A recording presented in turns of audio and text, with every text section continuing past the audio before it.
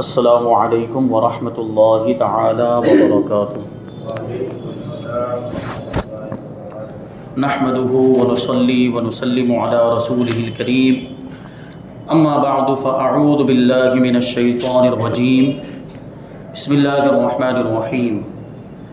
ان اللہ وملائکتہ یصلون علی النبی یا ایہا الذین آمنوا صلوا علیہ وسلموا تسلیما۔ اللہم صل علی سیدنا ومولانا محمد معدن الجود والکرم وآلہ الکرام وابنہ الکریم وبارک وسلم صلاۃ وسلاما علیک یا رسول اللہ صلی اللہ تعالی علیہ وسلم۔ اس سے پہلے حضور پاک صلی اللہ علیہ وسلم کے روزمرہ کے معمولات کا ذکر ہوا، یہاں سے حضور پاک صلی اللہ علیہ وسلم کی عبادتوں کا ذکر کرتے ہیں۔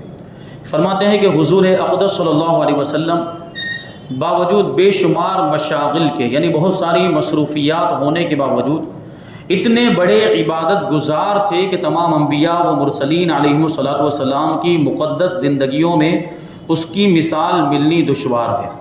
بلکہ سچ تو یہ ہے کہ تمام انبیاء سابقین کے بارے میں صحیح طور سے یہ بھی نہیں معلوم ہو سکتا کہ ان کا طریقہ عبادت کیا تھا اور ان کے کون کون سے اوقات عبادتوں کے لیے مخصوص تھے۔ تمام انبیاء کرام کی امتوں میں یہ فخر و شرف صرف حضور خاتم الانبیاء صلی اللہ علیہ وسلم کے صحابہ کرام ہی کو حاصل ہے کہ انہوں نے اپنے پیارے رسول صلی اللہ علیہ وسلم کی عبادتوں کے تمام طریقوں، ان کے اوقات و کیفیات، غرض اس کے ایک ایک جزیات کو محفوظ رکھا۔ یہ صحابہ کرام کا ہم پر احسان ہے کہ حضور پاک صلی اللہ علیہ وسلم کی ایک ایک ادا کو محفوظ کیا۔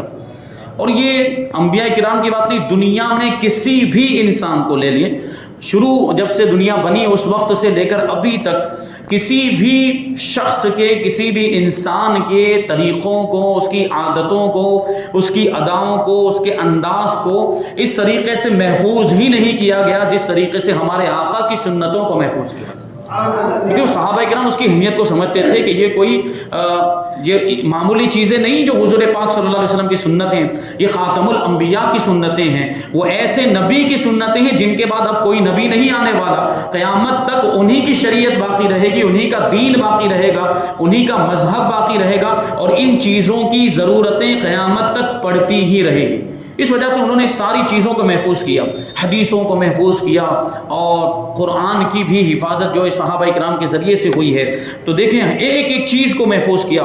گھروں کے اندر راتوں کی تاریکیوں میں آپ جو اور جس قدر عبادتیں فرماتے تھے ان کو ازواج مطہرات نے دیکھ کر یاد کر لیا۔ مقدس بیویاں حضور پاک صلی اللہ علیہ وسلم کی، جیسے خاص طور پر ام المؤمنین حضرت عائشہ صدیقہ رضی اللہ تعالی عنہا، بہت ساری حدیثیں آپ سے مروی ہیں، اور ان میں جو ہے کہ اکثر و بیشتر گھر کے اندر کے جو معاملات ہوتے تھے کہ حضور پاک صلی اللہ علیہ وسلم گھر میں کچھ ارشاد فرماتے یا گھر میں کوئی واقعہ پیش آتا، اس کو بھی ام المؤمنین بیان کر دیتی تھی، اور ساری امت کو ازواج مطہرات نے وہ ساری چیزیں بتائی ضرورت کے پیش نظر۔ اور کچھ چیزیں تو ایسی ہیں جو پوشیدہ رکھی جاتی ہیں، ہم اور آپ ایک دوسرے کو نہیں بتاتے، لیکن ام المؤمنین نے اس کی اہمیت کے پیش نظر دوسروں کو بتایا۔ بلکہ ہمیں حکم ہے کہ میاں بیوی کے درمیان کی جو مخصوص چیزیں ہیں وہ ہم بتا نہیں سکتے لوگوں کو، لیکن ام المؤمنین نے کچھ وہ چیزیں بھی لوگوں کے سامنے بیان کی اس کی اہمیت کے پیش نظر، تاکہ لوگوں کو پتہ چلے کہ یہ چیزیں جو ہیں یہ کیسے جو ہے کہ انجام دی جائیں اور ان کا طریقہ کیا ہونے چاہیے۔ مخصوص چیزیں ام المؤمنین نے بیان فرمائی ہیں، اور گھر کے باہر کی عبادتوں کو حضرات صحابہ کرام نے نہایت ہی اہتمام کے ساتھ اپنی آنکھوں سے دیکھ دیکھ کر اپنے ذہنوں میں محفوظ کر لیا۔ اور آپ کے قیام و قعود، رکوع و سجود، اور ان کی کمیات و کیفیات، ان کی مقدار کہ کتنے رکوع ہیں، کتنے سجدے ہیں، کتنی رکعتیں ہیں، اور کس انداز میں یہ عبادت کی جا رہی ہے، کیسے اٹھنا، کیسے بیٹھنا، سجدہ کیسے کرنا، رکوع کیسے کرنا، یہ ساری چیزیں صحابہ کرام نے محفوظ کر لی۔ یہاں تک کہ حضور کے اذکار، حضور جو ذکر کیا کرتے تھے، جو دعائیں حضور پڑھتے تھے، ان دعاؤں کو بعینہ الفاظ کے ساتھ صحابہ کرام نے یاد کر لیا۔ جو حضور کے الفاظ تھے وہی الفاظ دیکھیں یہ صحابہ کرام ان الفاظ کی بھی اہمیت کو سمجھتے تھے. ابھی چاہتے تو بھائی اس کا مفہوم بھی بیان کر دیتے کہ حضور نے ایسا ایسا فرمایا تھا, کچھ تو ایسا تھا. ہوتا ہی نہیں, ہم کسی کی بات سنتے ہیں, بھائی وہ فلاں دو لوگ بات کر رہے تھے, میں نے سنا تو لگا ایسا ایسا کچھ وہ لوگ بات کر رہے تھے. لیکن یہ اوپر اوپر کی بات نہیں, سرسری طور پر صحابہ کرام پوری توجہ کے ساتھ ہماتن گوش ہو کر حضور پاک صلی اللہ علیہ وسلم کی ہر گفتگو کو سنتے تھے, حضور کی دعاؤں کو بھی سنتے تھے, حضور کے اذکار کو بھی, اور صرف سنتے ہی نہیں تھے بلکہ ایک ایک لفظ کو یاد کر لیا کرتے تھے. یہاں تک کہ آپ کے ارشادات اور خشوع و خضوع کی کیفیات کو بھی اپنی یادداشت کے خزانوں میں محفوظ کر لیا. پھر امت کے سامنے ان عبادتوں کا اس قدر چرچا کیا کہ نہ صرف کتابوں کے اوراق میں وہ محفوظ ہو کر رہ گئے بلکہ امت کے ایک ایک فرد, یہاں تک کہ پردہ نشین خواتین کو بھی ان کا علم حاصل ہو گیا. آج نمازوں کے طریقے, ہم کو نماز کا طریقہ لے لیں یا نماز کے ضروری مسائل, روزے, حج وغیرہ کے, یہ کیسے ہم تک پہنچے؟ یہ صحابہ کرام کے ذریعے سے پہنچے ہیں.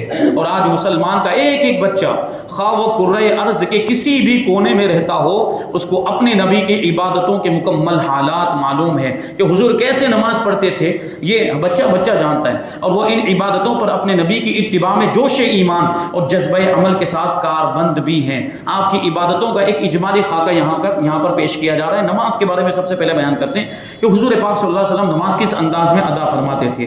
تو سب سے پہلے اعلان نبوت سے پہلے کے بارے میں بتائیں گے. اعلان نبوت سے قبل بھی آپ غار حرا میں قیام و مراقبہ اور ذکر و فکر کے طور پر خدا کی عبادت میں مصروف رہتے تھے. یعنی یہ جس انداز میں ابھی ہم نماز پڑھتے ہیں اس وقت یہ اس طرح کی نماز نہیں تھی. وہ حضور پاک صلی اللہ علیہ وسلم قیام فرماتے, کبھی مراقبہ فرماتے تھے اور ذکر و فکر میں مشغول رہتے تھے. نزول وحی کے بعد آپ کو نماز کا طریقہ بھی بتا دیا گیا. پھر شب معراج میں نماز پنجگانہ فرض ہوئی. حضور پاک صلی اللہ علیہ وسلم نماز پنجگانہ کے علاوہ نماز اشراق, نماز چاش, تحیت الوضو, تحیت المسجد, صلاۃ الاوابین وغیرہ سنن و نوافل بھی ادا فرماتے تھے. راتوں کو اٹھ اٹھ کر نمازیں پڑھا کرتے تھے. تمام عمر نماز تہجد کے پابند رہے. راتوں کی نوافل کے بارے میں مختلف روایتیں ہیں. بعض روایتوں میں یہ آیا ہے کہ آپ نماز عشاء کے بعد کچھ دیر سوتے, پھر کچھ دیر کے بعد اٹھ کر نماز پڑھتے, پھر سو جاتے, پھر اٹھ کر نماز پڑھتے. غرض صبح تک یہی حالت قائم رہتی. کبھی 2/3 رات گزر جانے کے بعد بیدار ہوتے اور صبح صادق تک نمازوں میں مشغول رہتے. کبھی آدھی رات گزر جانے کے بعد بستر سے اٹھ جاتے اور پھر ساری رات بستر سے پیٹھ نہیں لگاتے تھے اور لمبی لمبی صورتیں نمازوں میں پڑھا کرتے تھے. کبھی رکوع و سجود طویل ہوتا, کبھی قیام طویل ہوتا, کبھی 6 رکعت, کبھی 8 رکعت, کبھی اس سے کم, کبھی اس سے زیادہ, اور اخیر عمر شریف میں کچھ رکعتیں کھڑے ہو کر اور کچھ بیٹھ کر ادا فرماتے. نماز وتر نماز تہجد کے ساتھ ادا فرماتے.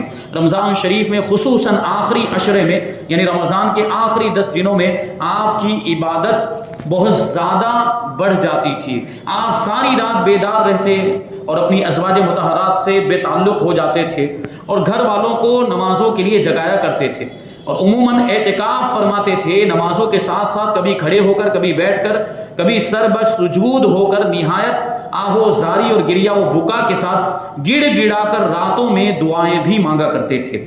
رمضان شریف میں حضرت جبریل علیہ السلام کے ساتھ قرآن عظیم کا دور بھی فرماتے اور تلاوت قرآن مجید کے ساتھ ساتھ طرح طرح کی مختلف دعاؤں کا ورد بھی فرماتے تھے اور کبھی کبھی ساری رات نمازوں اور دعاؤں میں کھڑے رہتے, یہاں تک کہ حضور پاک صلی اللہ علیہ وسلم کے پائے اقدس میں ورم آ جایا کرتا تھا. یہ حضور کے نماز کا ذکر ہے. اب روزے کے بارے میں فرماتے کہ رمضان شریف کے روزوں کے علاوہ شعبان میں بھی قریب پورے مہینے کے آپ صلی اللہ علیہ وسلم روزے رکھا کرتے تھے. سال کے باقی مہینوں میں بھی یہی کیفیت رہتی تھی کہ اگر روزہ رکھنا شروع فرما دیتے تو معلوم ہوتا تھا کہ اب کبھی روزہ نہیں چھوڑیں گے, پھر ترک فرما دیتے تھے تو معلوم ہوتا تھا کہ اب کبھی روزہ نہیں رکھیں گے. خاص کر ہر مہینے میں 3 دن یعنی ایام 20 کے روزے, ایام 20 یعنی روشن دن, جن دنوں میں رات بھی روشن ہوتی ہے. وہ کون سے 3 دن ہیں؟ 13, 14 اور 15. ہر مہینے کے چاند کے مطابق جو تاریخ ہوتی ہے, یہ اس کو ایام 20 کہا جاتا ہے. حضور پاک صلی اللہ علیہ وسلم ان دنوں میں روزہ رکھا کرتے تھے اور یہ روزے بڑی فضیلت رکھتے ہیں. دوشنبہ یعنی پیر کے دن, جمعرات کے دن کا روزہ اور عاشورہ کے روزے, 10 محرم الحرام کا روزہ، عشر ذی الحجہ کے روزے یعنی ذو الحجہ کے مہینے کے جو شروع کے 10 دن ہیں اس میں حضور پاک صلی اللہ علیہ وسلم روزے رکھتے، شوال کے 6 روزے معمولاً رکھا کرتے تھے، کبھی کبھی آپ صوم وصال بھی رکھتے تھے۔ صوم وصال کا مطلب کیا ہوتا ہے کہ کئی دن رات کا ایک روزہ ہوتا تھا۔ کیا مطلب کہ ہمارا جو آپ کا روزہ ہوتا ہے وہ کیسا ہوتا ہے، مغرب جب غروب آفتاب ہو جائے تو ہم روزہ کھول لیتے، لیکن صوم وصال کا مطلب رات کو بھی بھوکے رہتے تھے، روزہ نہیں کھولتے بلکہ رات میں بھی بھوکے، دن میں بھی بھوکے رہتے تھے، کچھ کھاتے نہیں تھے، کچھ پیتے نہیں تھے، اس کو صوم وصال کہا جاتا ہے۔ مگر اپنی امت کو ایسا روزہ رکھنے سے حضور پاک صلی اللہ علیہ وسلم منع فرماتے ہیں، کیونکہ حضور پاک صلی اللہ علیہ وسلم کی شان نرالی، آپ عام انسانوں جیسے انسان نہیں، بشر ہیں لیکن نوری بشر ہیں۔ اللہ تبارک و تعالیٰ نے آپ کو الگ طاقت و قوت عطا فرمائی تھی، اور عام انسان یہ حضور پاک صلی اللہ علیہ وسلم کی طرح صوم وصال رکھنے کی طاقت نہیں رکھتے۔ اسی وجہ سے جب صحابہ کرام نے حضور کو دیکھا کہ آپ صوم وصال رکھتے ہیں تو صحابہ کرام کا تو جذبہ تھا، ہر سنت پہ عمل کرنا چاہتے تھے، تو صوم وصال رکھنا بھی شروع کر دیا۔ تو بعض صحابہ کرام تکلیف میں پڑ گئے، پھر پوچھا حضور سے کہ ہمیں صوم وصال رکھنے کی اجازت؟ تو حضور پاک صلی اللہ علیہ وسلم نے ارشاد فرمایا کہ تم لوگوں کو صوم وصال رکھنے کی اجازت نہیں ہے، تم جو معمول کے مطابق نارمل روزہ ہوتا ہے مغرب کے وقت جو کھولنے والا روزہ وہی روزہ رکھو، کیونکہ تم میں سے کوئی میری طرح نہیں ہے، میں رکھتا ہوں۔ کیوں؟ حضور پاک صلی اللہ علیہ وسلم نے یہ ارشاد فرمایا کہ تم میں سے کوئی مجھ جیسا نہیں ہے، میں اپنے رب کے دربار میں رات بسر کرتا ہوں اور وہ مجھ کو روحانی غذا کھلاتا اور پلاتا ہے۔ یہ حضور پاک صلی اللہ علیہ وسلم کے روزوں کا ذکر ہے۔ اب زکوٰۃ کے بارے میں فرماتے ہیں، چونکہ حضرات انبیاء کرام علیہ السلام پر خدا بند قدوس نے زکوٰۃ فرض ہی نہیں فرمائی، یہ عام مومنین کے لیے ہے زکوٰۃ، نبی پاک صلی اللہ علیہ وسلم پر زکوٰۃ فرض ہی نہیں تھی۔ یہ تو ایک وجہ ہو گئی کہ حضور پر زکوٰۃ فرض ہی نہیں تھی، دوسری وجہ ہے کہ حضور نے کبھی اتنا مال جمع ہی نہیں کیا کہ اس پر زکوٰۃ واجب ہو جائے۔ تو وہی فرماتے ہیں، ایک تو یہ کہ زکوٰۃ فرض نہیں تھی اس لیے آپ پر زکوٰۃ، انبیاء پر زکوٰۃ فرض نہیں اس لیے آپ پر بھی زکوٰۃ فرض نہیں تھی، لیکن آپ کے صدقات و خیرات کا یہ عالم تھا کہ آپ اپنے پاس سونا چاندی یا تجارت کا کوئی سامان یا مویشیوں کا کوئی ریوڑ رکھتے ہی نہیں تھے، بلکہ جو کچھ بھی آپ کے پاس آتا سب خدا کی راہ میں مستحقین پر تقسیم فرما دیا کرتے تھے، غریبوں پر، حاجت مندوں، یتیموں، مسکینوں پر خرچ کر دیا کرتے تھے۔ آپ کو یہ گوارا ہی نہیں تھا کہ رات بھر کوئی مال و دولت کاشانہ نبوت میں رہ جائے۔ ایک مرتبہ ایسا اتفاق ہوا کہ خراج کی رقم اس قدر زیادہ آ گئی، خراج مطلب جو زمین کی پیداوار، جو زمین کھیتیاں وغیرہ کرتے تھے اس زمانے میں، یہ اسلامی حکومت میں وہ زمین کا کوئی ٹیکس وصول کیا جاتا تھا، اس کو خراج کہتے ہیں۔ تو خراج کی رقم حضور پاک صلی اللہ علیہ وسلم کے پاس اتنی زیادہ آ گئی تھی کہ وہ شام تک تقسیم کرنے کے باوجود ختم نہ ہو سکی، اتنی زیادہ رقم تقسیم کرتے رہے، لیکن رات ہو گئی اور بھی کچھ رقم اس میں سے بچ گئی، تو آپ رات بھر مسجد ہی میں رہ گئے۔ جب حضرت بلال رضی اللہ تعالیٰ عنہ نے آ کر یہ خبر دی کہ یا رسول اللہ صلی اللہ تعالیٰ علیہ وسلم ساری رقم تقسیم ہو چکی، تب جا کر آپ نے اپنے مکان میں قدم رکھا۔ حضور پاک صلی اللہ علیہ وسلم کو اتنی رقم بھی اپنے گھر میں رکھنا گوارا نہیں تھا۔ یہ شان ہے حضور کے صدقات و خیرات کی۔ اب حج کے بارے میں فرماتے کہ اعلان نبوت کے بعد مکہ مکرمہ میں آپ نے 2 یا 3 حج فرمائے ہجرت سے پہلے، لیکن ہجرت کے بعد مدینہ منورہ سے 10 ہجری میں آپ نے ایک حج فرمایا جو حجۃ الوداع کے نام سے مشہور ہے، یعنی آخری حج۔ اس کے بعد حضور پاک صلی اللہ علیہ وسلم کا وصال ہو چکا، اور اس کی پوری تفصیل حجۃ الوداع کی تفصیل اس سے پہلے گزر چکی ہے۔ حج کے علاوہ ہجرت کے بعد آپ نے 4 عمرے بھی ادا فرمائے۔ اب ذکر الہی کا تذکرہ کرتے ہیں، حضور کس انداز میں اللہ تبارک و تعالیٰ کا ذکر کرتے تھے۔ فرماتے ہیں حضرت عائشہ رضی اللہ تعالیٰ عنہ کا بیان ہے کہ آپ ہر وقت، ہر گھڑی، ہر لحظہ ذکر الہی میں مصروف رہتے تھے، اٹھتے بیٹھتے، چلتے پھرتے، کھاتے پیتے، سوتے جاگتے، وضو کرتے، نئے کپڑے پہنتے، سوار ہوتے، سواری سے اترتے، سفر میں جاتے، سفر سے واپس ہوتے، بیت الخلاء میں داخل ہوتے اور نکلتے، مسجد میں آتے جاتے، جنگ کے وقت، آندھی بارش بجلی کڑکتے وقت، ہر حال میں دعائیں ورد زبان رہتی تھی۔ خوشی اور غمی کے اوقات میں، صبح صادق طلوع ہونے کے وقت، غروب آفتاب کے وقت، مرغ کی آواز سن کر، گدھے کی آواز سن کر، غرض کون سا ایسا موقع تھا کہ آپ کوئی دعا نہ پڑھتے ہوں؟ دن ہی میں نہیں بلکہ رات کے سناٹوں میں بھی برابر دعا خوانی اور ذکر الہی میں مشغول رہتے، یہاں تک کہ بوقت وفات بھی جو فقرہ بار بار ورد زبان رہا وہ یہ تھا، اللہم الرفیق الاعلی کی یہ دعا حضور پاک صلی اللہ علیہ وسلم فرما رہے تھے، یعنی رفیق اعلیٰ سے ملنے کا وقت آ گیا ہے۔